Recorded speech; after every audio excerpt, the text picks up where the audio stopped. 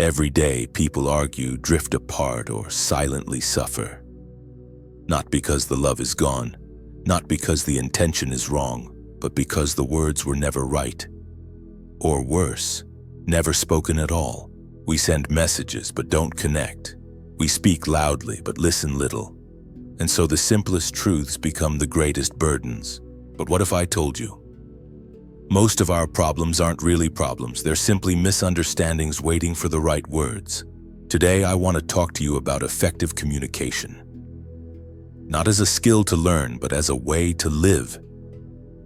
Because when we learn to communicate with presence, humility, and love, we don't just fix relationships. We transform them. Think about your day. The frustrating email, the argument with your partner, the awkward silence with a friend. 9 times out of 10, it wasn't the issue that broke something. It was how it was expressed or how it wasn't. We assume instead of asking. We react instead of pausing.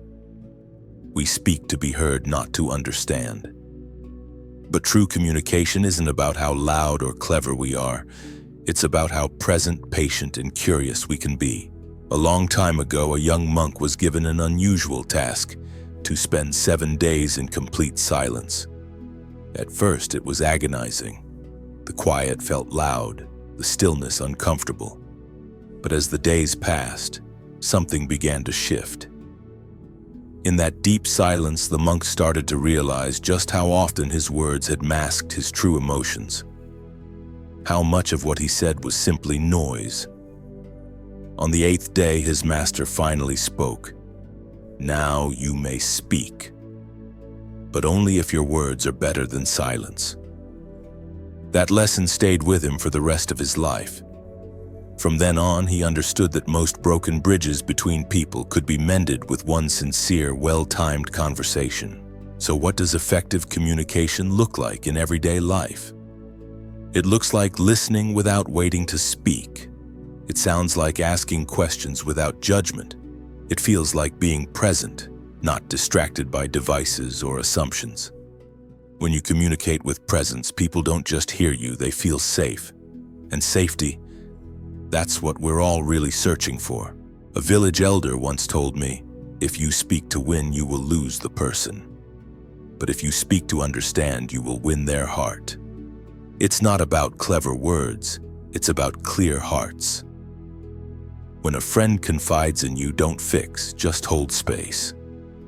When your partner lashes out, don't mirror the anger, mirror the pain. When you make a mistake, don't hide. Communicate openly and seek understanding. Because communication doesn't just solve problems, it prevents them. So I ask you, in your next conversation, will you try to impress or will you try to understand? The world is filled with noise.